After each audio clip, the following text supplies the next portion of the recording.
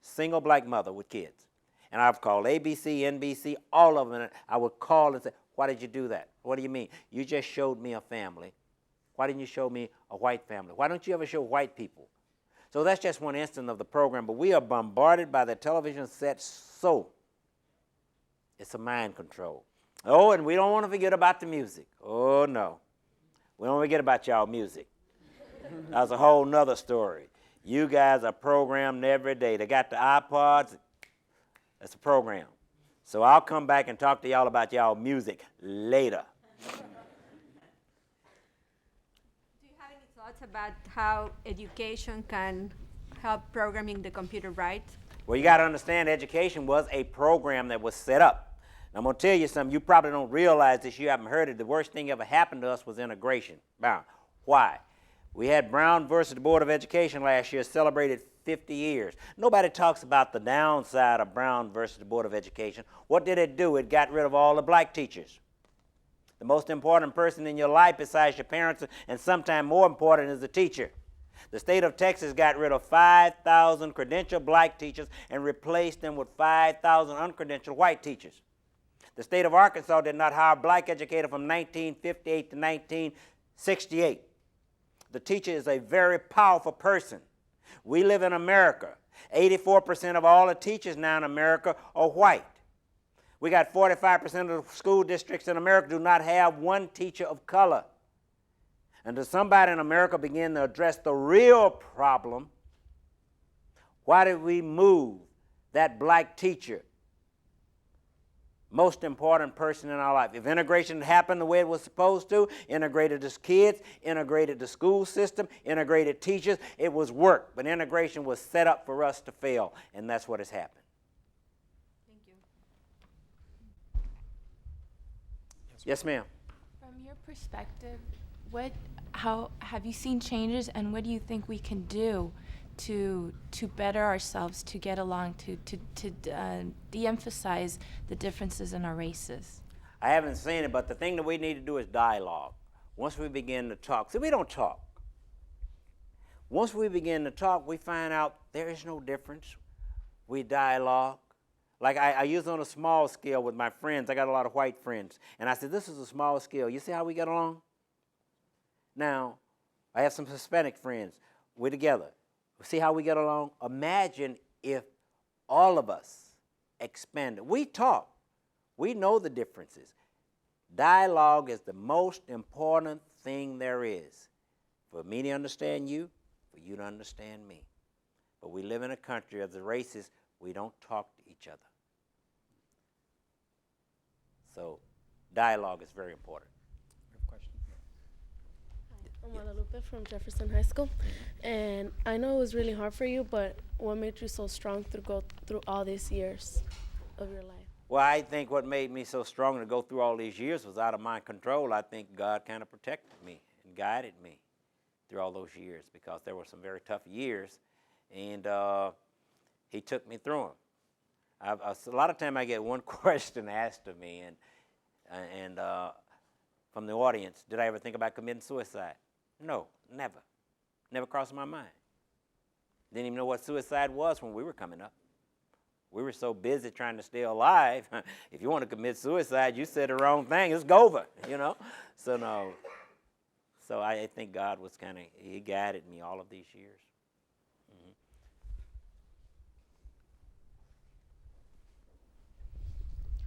Linda Wells Hod from Sacramento Intel Corporation, and I had a question regarding your mom, because in this, she had to watch her husband be murdered, and then she had to watch, or at least understand, what was happening with her son. So that's A. And then the second part of my question would be, has talking about this had any positive impact on the young people back in the hometown where this happened? Well, my mom was the strongest woman I've ever seen. She never shed a tear. Now, I'm sure my mother had some rough times. Had to, but we never saw it. Woman was always strong, never shed a tear. She took over from that afternoon and she led the family. Boom. Now, as far as the young people in my hometown, I haven't had a chance to go back and really dialogue or have any relationships with the young people in my own town. But I think that's maybe why I spend my life with other young people. But I haven't had time to go back. My mother was just, she was just a symbol of strength. I was wondering who gave you the idea, or how did it come about that you put together this play?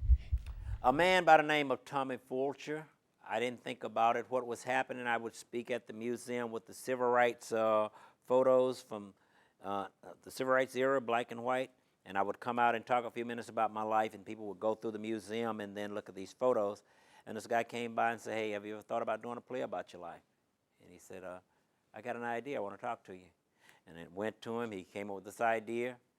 And here's the great part about it. I went and got a person to do it. He financed it. He said he wanted his investment back. He paid for everything, theater rooms, you name it. At the end it was over. I asked him, I said, what type of arrangement can I make to pay you back? He looked at me and said, forget it. I just thought the story needed to be told. Hi, my name is Maria Rosales from Jefferson. Was it hard for you to grow without your dad? Yeah, it was. It was. It was, you got to understand that I went into, I developed 3 different personalities. So even though my dad was gone, it was just, my main thing was just trying to survive through my years at Tuskegee. And I think these different personalities, which is great when people develop different personalities. It's not a bad thing. Because once you start receiving so much pain as this personality, this other one takes over. And it removes you from that. The only thing about it is you get older, these different personalities become hard to manage. And I ain't crazy. Yes, you are. So, but they are important, and those different personalities helped me survive until I got older, and I began to kind of bring them together, and I'm like one person again. Question right here. And then over. I'm Daniel, and I'm from Jefferson High School. I had a question. Did you ever think there would be a way for you to forgive everything? No, I never thought about forgiveness. I thought that was something that you couldn't forgive. That was one of those things you couldn't forgive anybody for. That's what I thought. But see, the funny thing about forgiveness, it's not about the person who did something wrong to you. It's about you, the individual, becoming free. So Bill is dead and gone, and I was still having a whole lot of problems, some 38 years some later. But when I forgave him, that released me. Once you realized that there was a way, how did you feel? I feel great, the greatest day I ever had in my life, the best high I ever had. I haven't had it before. I don't think man could produce anything. That was a mic. I mean, man, hey, it's hard to describe. Man, I was cool. I mean, hey, I'm walking around. Drug dealers wanted had what I got. I could have sold it. You understand? You give me a little box with forgiveness in there, I'll hook you up.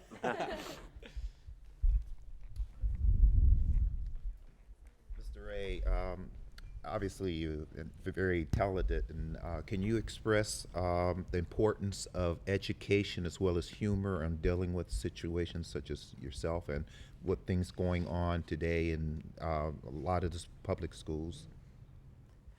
Education is very important. When I was coming up, education was always our way out of the form, the situation that we were in. It was always education. And I think today is much more important because you have so many people trying to get in such a small workspace. And we have a lot of people coming from other countries who are smarter than we are, especially in technology. They're taking over. So it is very important that you take school serious. School was my ticket out. I grew up on a farm. My dad had a rule in this house: you ain't grown until you get a BS degree. Don't talk to me. He had a 4th grade education. He said, I'm going to make sure you don't have to do what I did. Once you get your BS degree, you're a man, you can sit down and talk to me. Until that time, I called all of the shots. And I think that was the best thing that he could do. Yes. Mike, over here. I wanted to ask, back when you said you felt God protected you, what do you think God has put you on this earth to do? Well, I know now. I just found that out a couple, 3 years ago. As I travel doing this play and people call and email, I get so many people talk to me about how great it was and how much of my life experience they heard it, how much it has helped them. And I used to say, God, couldn't you have given me a story to tell all these people without putting me through that? No. Now, he didn't cause my father to get killed, but what happened on that day when my father got killed, he set up a situation where 40-some years later, I would be telling my story that will be helping somebody. Now, if that hadn't happened to me, would I have a story? No. Would I help all of these people? No. So, as strange as it may seem, what happened that day, reason I'm sitting here talking to you now. So I understand. Out of something bad comes something good. Yes, young lady here. You think your father will be proud of you? You know, you went to college, you got all your good grades. Oh, yeah. You got everything.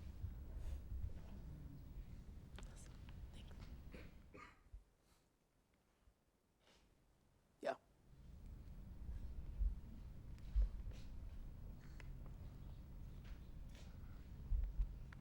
Hi, my name is Myra, and I go to Jefferson High School.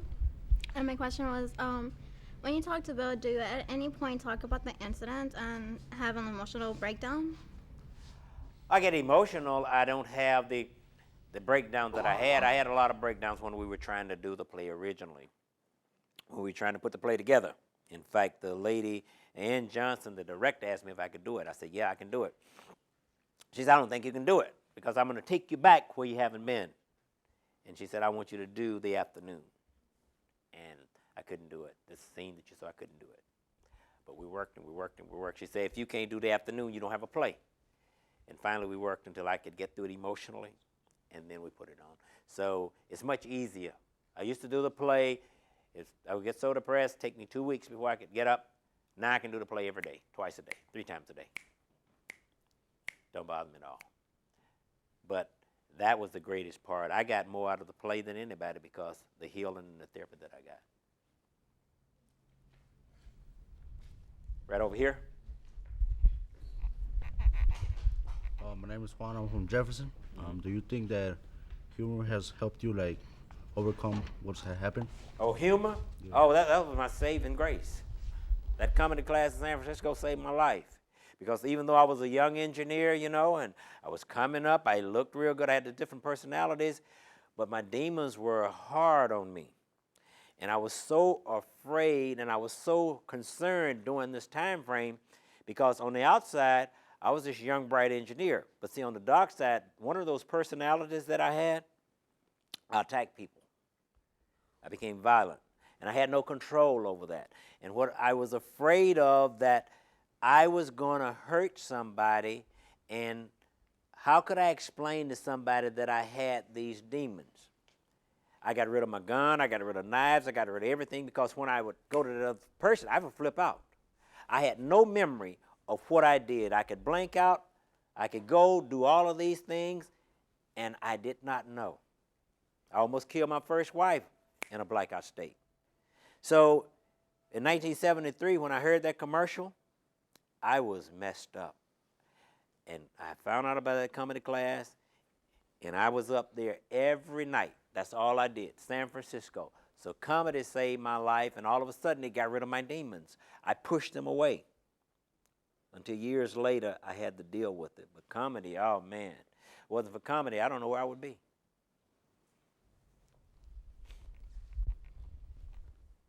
Hi, my name is Ms. Guzman, and I'm from Jefferson High School. And my students and I have talked a lot about whether prejudice comes from bad experiences with another group, or it's learned at home, or a combination of the two. And I just wondered how that manifested itself in your life. Prejudice come, I think, if I would say in the past, in the old days before all the technology, I would say prejudice probably came from home. It came from your immediate group. It's easy to look back and see during slavery and Jim Crow years where prejudice came from. But now with the technology, I think that prejudice comes so quick, unaware, through the music, through the television, all these other things we have bombarding us, especially the music. And you're thinking of things, you don't even know where it comes from. You don't like this person, you don't even know why. And I tell kids about the rap music, the bad part about the rap music, East Coast, West Coast. You have guys killing each other because they live on this side of town and you from over here, and they don't know why because they listen to some record. And they want to wipe somebody out because of it. You get Tupac over here, you got to come back and get Biggie. Those are just two, but think of all the other young men, brown men, black men, who have been killed simply because they lived on this side of town and they lived on that side of town. I had a function in San Jose. My boys from Oakland wanted to fight my boys from San Jose. And I pulled them together. I said, wait a minute. You're all black. You want to fight. Well, he said something about Oakland. Well, he said something about San Jose. I'm going to tell you something. Y'all don't own nothing in either city. The only thing they got for you is a jail cell. And if you fight here, you're going to jail. Why you want to fight another kid? Because of the music you listen to. You don't understand it. Sorry to take you off there, start preaching, but you know. But you mentioned that you have Latino and white friends, so how were you able to overcome those prejudices? I never had the prejudice. Really? Never had them. Never had them. One thing we were always taught was never to hate. See, can you imagine? We're very compassionate people. We're loving people. Can you imagine what was done to us if we had these racist tendencies? We had this fight back. This country wouldn't be saved. We'd rip it apart. But we are forgiving people. We are the most forgiving people on the face of the earth. And we were always taught to love and never to hate under any circumstances. It's a part of that programming, but, you know, that's the way it was. And like I said, every kid is a part of me. Right up here. If you could go back to the day your father died after you got beat by Bill and you ran back home, would you do anything different? That's a good question. I've thought about that a lot of times. I had thought about, well, if I get the gun and I know he's coming, if I run down the road, I can take him out. I mean, every scenario you could probably think of, I thought of it. And the strange thing about my father had to die that day, he knew he had to die. I remember when I was a kid and a black man had been lynched. And the Klan came and got him, and they took him out the house, and they killed him. And I always remember as a kid saying to my mama, because he went home and prayed till they came and got him to kill him. And I always remembered my mama said, why didn't he run? And my mama said, well, he didn't have anywhere to go. And I'm thinking, if you coming to kill me and I know it, I'm going to run. And then life came around that afternoon. It was my father's time. He didn't run. He died. He did the same thing that got lynched. I'm not going to run. I'm not going to fight you back. Do what you will. So, yeah, but I think that the best thing happened that day. Exactly what happened. Boom. And I was here yesterday, and a guy came in, and he said, you know what's going on with all of this? I said, no. He says, resurrection. I said, what are you talking about? He said, resurrection of your father, man. He's coming back. I hadn't thought of it. But if he hadn't died that day, would I be here with you? No.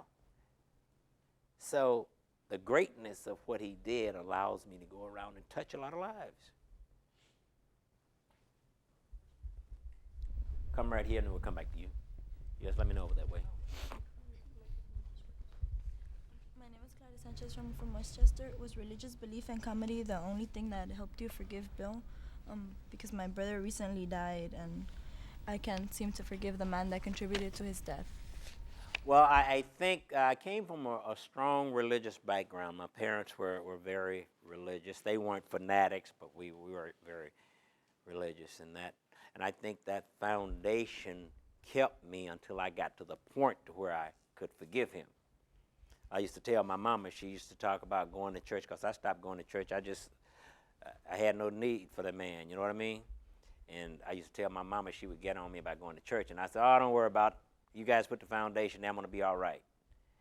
And I didn't realize what I was saying, but really because I've had that good religious foundation, I think that kept me going. And you'll get to the point when you can forgive the man.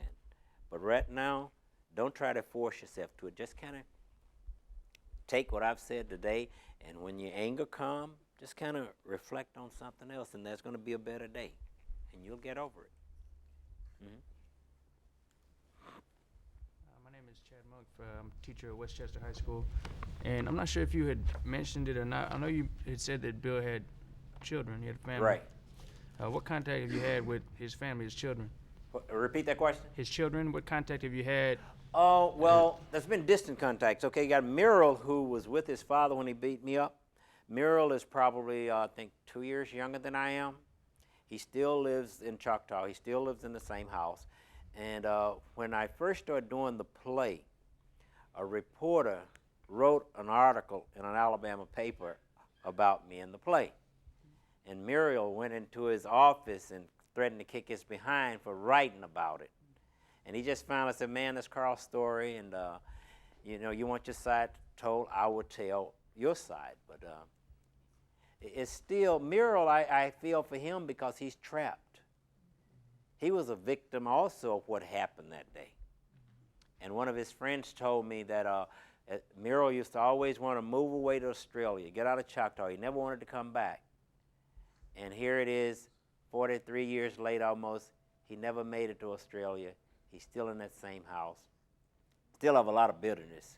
We have some land issues that we've had a little deal and problems with him over the last 5 or 10 years.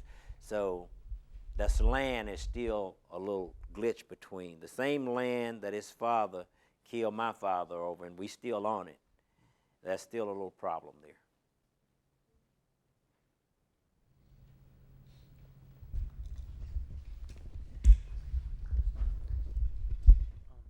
Tell your father one thing today, what would you tell him? Oh, I would tell him basically I understand what he did that afternoon. I understand why he chose to die.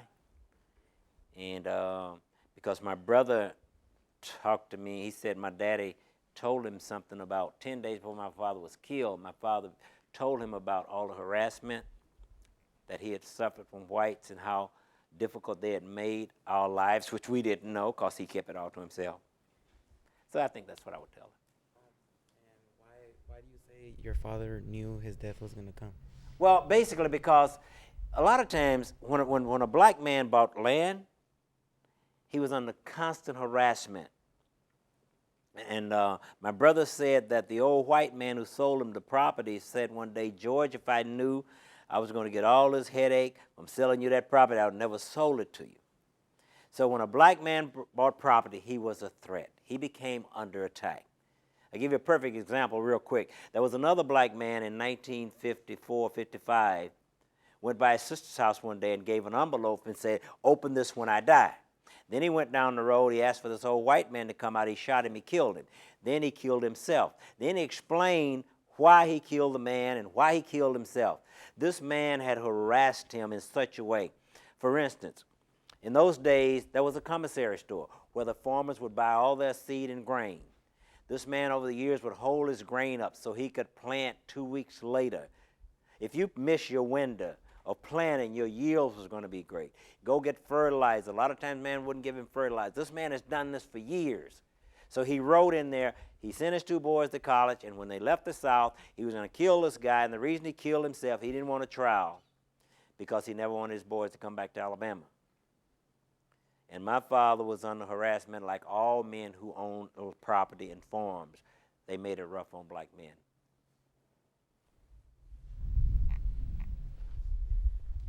Earlier you had talked about wanting to see Bill suffer. Now that later you've forgiven him, do you still have the same views? No. I think Bill really suffered. I don't think Bill had a happy life after he killed him. I really don't. And I think Bill forced his father-in-law to kill him.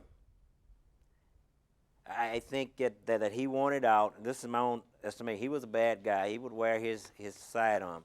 And see, the thing that happened, I didn't find out until about 5 years ago, but the sheriff gave Bill the gun back. And this white guy, well, he's a man now, he was telling me he was fishing with Bill one day, and Bill shot a snake, and Bill gave him the history behind the gun. He bought it back from World War II. It was also the gun that he killed this color guy with. And he was saying that Bill had to get on the sheriff to get his gun back because Bill thought his rights were being violated because the sheriff didn't want to give him the gun back. And he told me, he said, I was only 16 years old, but I knew something was wrong when you could kill a guy and the sheriff would give you the gun back.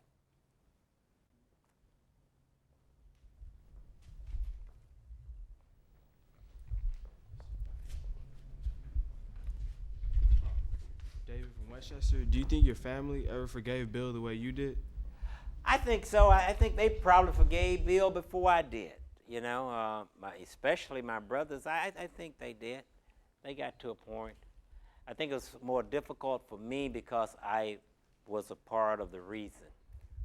But I think they forgave. Well, I know my oldest brother did. Like he said, he forgave him a long time ago. I just had a comment. I'm actually impressed after going at a young age, going through a rough time. You're still standing here, like strong and sharing your story with everyone, knowing that it was really, really hard. And after you've forgiven the person who did that and have this kind of contact with them, I'm just impressed. And well, yeah, impressed. But thank you, thank you, thank you.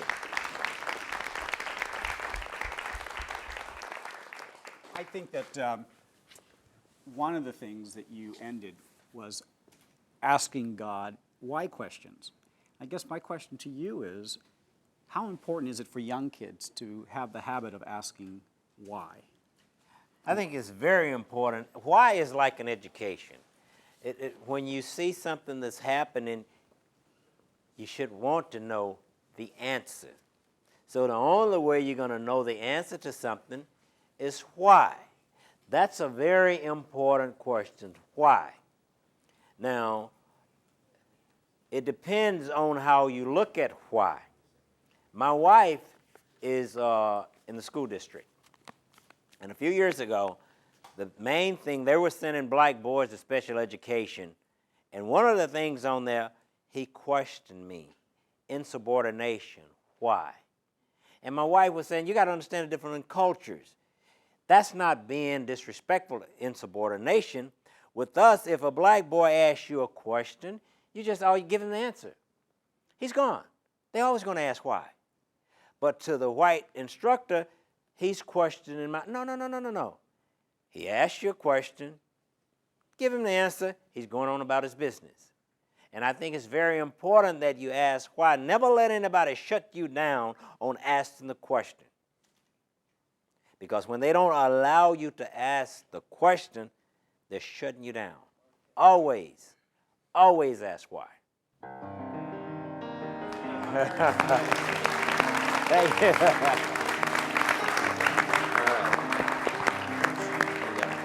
So much.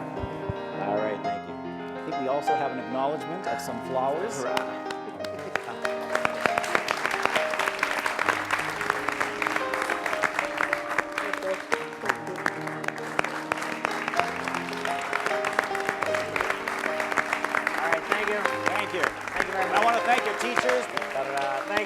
Thank you very much.